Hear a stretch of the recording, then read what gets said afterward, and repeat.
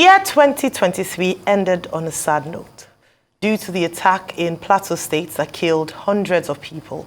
The attack, which took place during the Christmas celebrations, claimed lives of over 195 people, destroyed homes and property. Also, many were reported to have been burned to death in their homes. This sort of attack is not the first in Nigeria, as there have been different reports on killings around the country over the years. There is a compelling need to address the protracted and recurring multidimensional insecurity in Nigeria. Insecurity in Nigeria comprises insurgency, killer herdsmen, extrajudicial killings, banditry, and attacks by unknown gunmen, among other things. These killings demonstrates the high level of insecurity in the country and the government's loss of its internal security mechanism. Joining us to discuss what has now become a perennial issue in Nigeria, with solving the case of insecurity proving to be a hard nut to crack for the federal government, is Dr. Obi Ezekwesili, President of Human Capital Africa and an advocate for good governance. She would also be discussing plethora of court cases littering the country and fixing our governance system in Nigeria.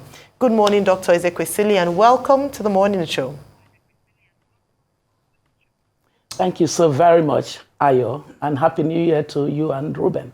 Happy New Year to you. Good morning, Happy New Year to you too, and thank you for joining us. Well, very quickly, we've been on this matter of killings on the Plateau since as far back as maybe 1994. And government after government has set up one panel of inquiry or commission. The Nikitobi panel of inquiry, the Ajibola Commission, the Sankey Commission, the Disu Commission. All these reports are submitted. Presidential Advisory Committee on Peace in Plateau State. What happened to those reports? Why is it that in 2023, we're still talking about killings on the Plateau and still looking for solutions? Why does the Nigerian government continue to fail the people of Plateau and indeed other parts of Nigeria? Well, you know, Ruben, you and I have been in government, and we do know that the effectiveness of governance is very much dependent on the capacity of the institutions of governance to continue to deliver according to the mandate for which they are set up. On the matter of governance, you also know that, indicators are very clear that we haven't made the kind of progress that enables for stable, orderly societies that we know around us. And so the key question is, what are the political, historical, what are the human, social relationship drivers that we have failed to tackle in the course of the history of our country? But specific to Plateau, I think it is important that we sort of separate some of these issues in ways that would enable us ensure that accountability goes to those that it should go to. I always do not appreciate situations where we begin to talk about issues in ways that blur the lines of accountability. I think that today, accountability for what has happened in Plateau State rests squarely on the government that is in office. So what it means is that when a government takes over, it needs to have read all of what you refer to as the many reports that have been submitted on the matter of Plateau. But Plateau State's situation is one that really is offensive to the spirit that it happened again. It was almost like it's an accident that was announcing itself and yet happened, and happened in a gruesome manner where we have lost hundreds, more than 200 of our citizens.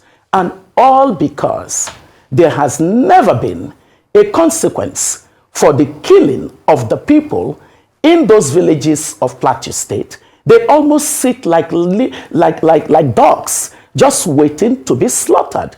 And the government just carries on with visits, and sometimes no visit at all, until the next episode happens. What is going on in Plateau State is the description of what happens in a society that has lost its soul, as I recently wrote. We cannot lose 200 people, and all we talk about is that people who were killed. Who were killed? Who were killed? We don't even honor the dead by giving them a name. Well, I know one of the names. His name is Fidelis Solomon, a young man with bright future who could have become anything he chose to be, but killed for doing nothing other than going home to celebrate the Christmas with members of his family. More than 200 of our fellow citizens dead for nothing, no cause. But the fact that the nation state, no, the Nigerian state, has continued to play with the lives of our fellow citizens.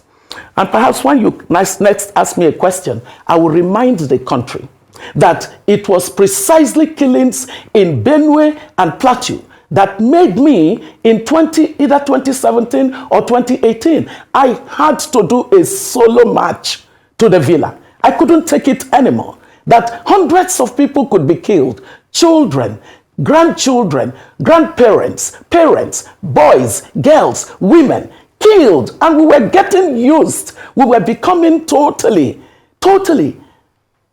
indifferent. We had become desensitized to the death of our fellow human beings. I couldn't take it. I did a solo march to the villa. Some Nigerians were busy, mocking, laughing.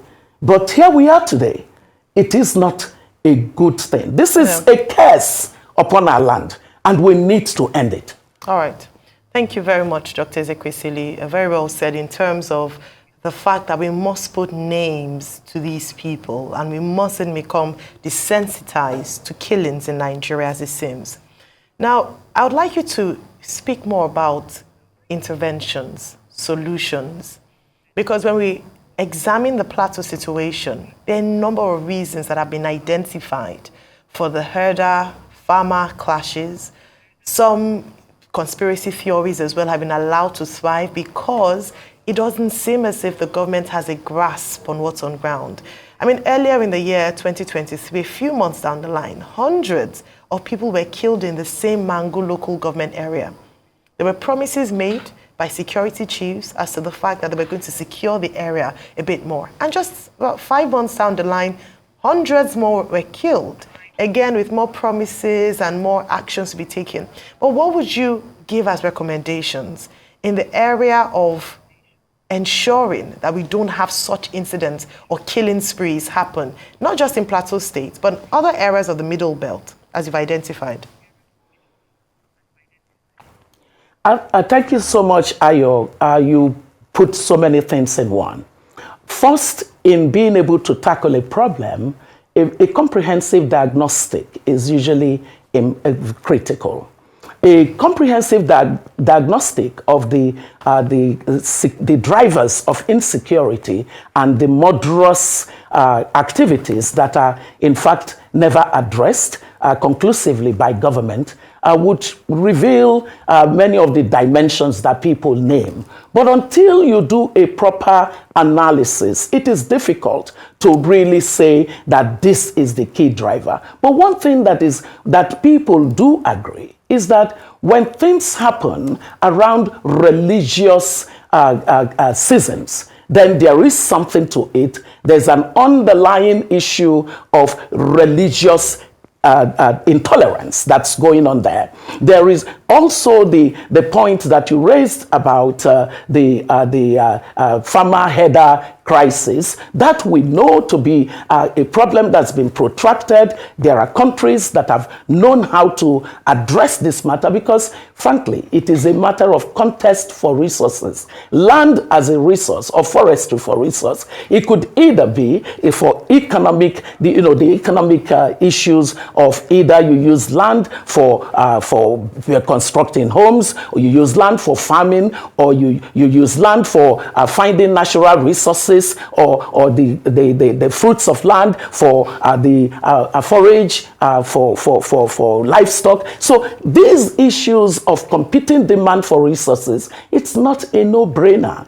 Countries have faced it. Countries have figured ways to solve these problems. Now to the heart of what I believe to be what is wrong with us. It is a complete breakdown of the Nigerian state. The Nigerian state is supposed to be composed of values that underpin institutional processes for addressing matters. And we also have constitutional mandates of roles that need to be played in order to address bad behavior and also to, in fact, reward good behavior. So we have a Nigerian state today that is in total collapse of those institutions and processes and procedures that would ordinarily tackle the kinds of issues that we're discussing today. What that then points to is that there is even a deeper problem that when the state has failed, when the Nigerian state has failed, it has no consequence on those who are culpable for the failure of the Nigerian state. So this matter of a complete breakdown of the Nigerian state and no consequence as a result of no accountability for failure is something that we must address, which is why in a recent article I made the case that we are in a place where the pathway for us to actually make progress as a country now doesn't require little solutions. It doesn't require minor solutions. We do need very deep conversations that would be very tough. We need to question a lot of things about our current setup as a country. We certainly don't want to be a country that is operating on the fringes of our possibilities. Everything that you can think in terms of the indicators that make for a country that is viable, we no longer have. So if you ask me, in the way that you've asked specifically, I believe that the insecurity we have in this country, which has led to the total loss of value of the human life and the dignity associated with it, is the key reason why we need a national conversation. We need a legally mandated national conversation, not the types that politicians or the military organize by themselves, but the kind of conversation that brings in the citizens into designing a country that is viable, a country where you have negotiated what are our core values, a country where we all agree toward a common vision, a country where we can agree some common identity regardless of our political persuasion, our ethnic identities, our ideologies, our status. We do need to recreate a Nigeria that is viable, that is functional, and a country that does work for everybody. Well, two quick things. I don't know how much time we still have. The first is, you once led a movement about how to fix politics in Nigeria. Are you still optimistic that we can fix Nigerian politics after the 2023 general elections? And then the second point, of course, is about poverty and education. Some people say part of the reasons we have conflict in the Plateau and elsewhere across the country is because people are poor. And when people are poor, they engage in violence. And until we have prosperity, we will continue to have these killings. First, the question on the fixed politics. Yes, we still are definitely moving on with the program of fixed politics. The key one that most people know is the fact that we're building a new political class that would not subordinate their personal interests, that would not subordinate the common good of society, our public good, to their personal interest. We don't need political players that have character, competence, and capacity, and that have been deliberately raised to have those kinds of tools of governance of state in ways that would enable what you said about poverty to be a thing of the past. Eradicating poverty in countries has been proven to not be rocket science, because in the last 5 decades of our human existence, at least, we have seen many countries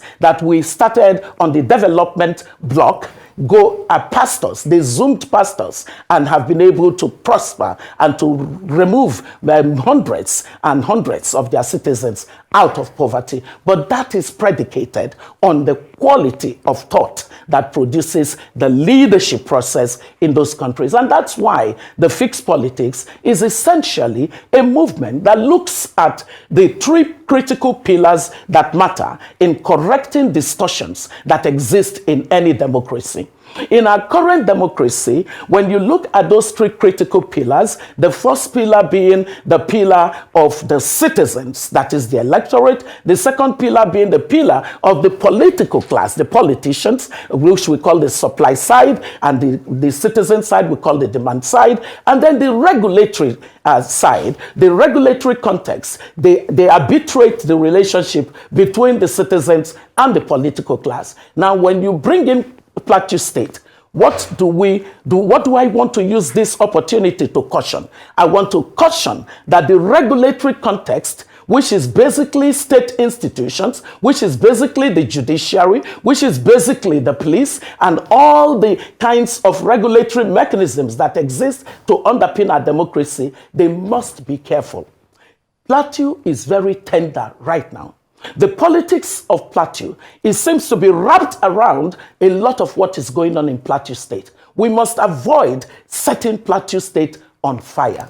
But I hope that the judiciary, in looking at the matters of the politics of Plateau, would remember is that we're tired of technical arguments as the basis for nullifying elections when citizens of a country have voted their heart. They have made their decisions. A few men and women sitting on the bench cannot in any way become the ones who decide what will happen to our democracy. That's a key message of fixed politics concerning Nigeria. The other message of fixed politics is, of course, what we saw with the young, the old, everyone suddenly realizing that democracy belongs to citizens. It is the citizens that can determine the quality of the Nigerian state that they want. And we saw that in the 2023 election. This regulatory abuse, regulatory hooliganism that we have seen trying to dismantle everything we know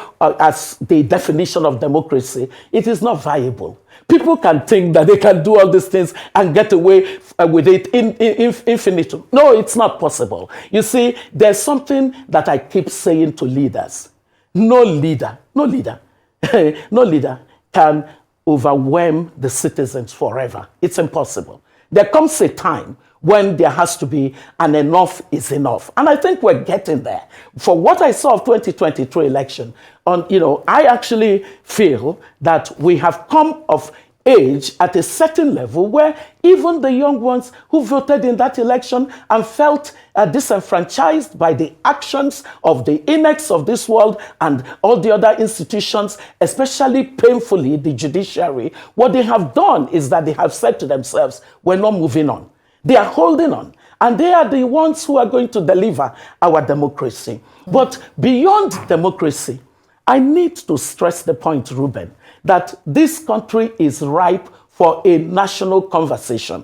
The structure of our country is not helping us, whether in terms of the productivity and competitiveness, which are the two critical things you solve in order to tackle poverty in any society. We don't have the structure within which we can optimize productivity and competitiveness of the Nigerian people and the Nigerian state. So we must have a conversation. We need to discuss the structure on the basis of functions. It is functions that determine structure, not the other way around. Look at the matter of insecurity. How can we have centralized system of security where everybody looks to Abuja for command in terms of matters of security, of neighborhoods, of communities, of states? This is totally an anomaly. We need to correct all of these distortions. There are too many distortions in our society and they need a quick address. And I believe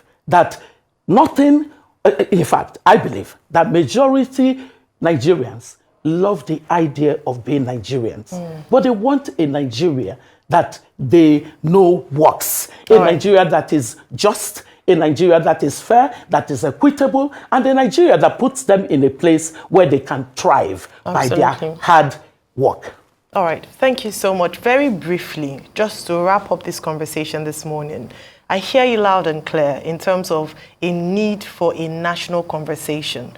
On the other hand, is also a need for a national identity, so that people in Nigeria are not just thinking in the area of their ethnicity, religious beliefs, but there's one national identity so that everyone can believe in this Nigeria that you famously wanted to sell during your time, I believe, at the National Orientation Agency. I'd like you to talk a bit more about that, just to wrap up the conversation this morning, because something really important happened during the last elections. Irrespective of how it went, there was a sense of the young people rising to take back the nation and to build this nation. Very briefly, I'd like you to just talk about that national identity, 1 minute please, and that sense of ownership of building this nation, Nigeria. Ayo, you might as well have answered your question. I would just simply add that it doesn't just happen. Nothing happens that's not made to happen. And so on this matter of us getting what we call nation formations, there are nation formations. The values of a people are one of them. The national vision that a people have agreed is second of them. The agreed identity, especially of societies where you have the kind of multiplicity of divides that we have, that's the third part of it. On these three things, a new Nigeria can emerge, but it needs to be orchestrated to happen. And that is where the role of the citizens must compel the National Assembly, which most of the time spends its effort on making budgets for itself, to the point where it has become the legislature that is most paid in terms of the GDP of a country to the lawmakers' perquisites. So the National Assembly and the president have to understand the time that Nigeria is in. A second happening of a Plateau state must be forbidden. It needs to be forbidden. The killings around the southeast must be forbidden. I mean, one of the things that sadly happened in this society is that even citizens do not demand the accountability of those that have been mandated by the Constitution. How can you be a commander-in-chief of the armed forces and you're sitting in the villa? It is your citizens that are being told to speak about something that has happened on security. If your citizens had the mandate of the commander-in-chief of the armed forces, they would be able to take care of themselves. You control the resources, you control the commands, you control the architecture, and then you don't perform. No, we should not allow that. That's where the role of the citizens is saying, enough is enough. We're tired of seeing our fellow citizens killed. How can we be more interested in money than we are interested in the human life? What kind of a society is this? What does it profit a man or a woman or a country to gain all the money? Oil prices increase now. You see our politicians so happy. You don't care about the life of your citizens. It is human capital that has determined human progress more than natural resources. Why do we have a distorted society? We must get our values back, and it requires us agreeing that it is time for a very tough conversation on where our country is headed for. Well, on that note, we would like to thank you very much, Dr. Obi Ezekwesili, President, Human Capital Africa, for joining us on The Morning Show.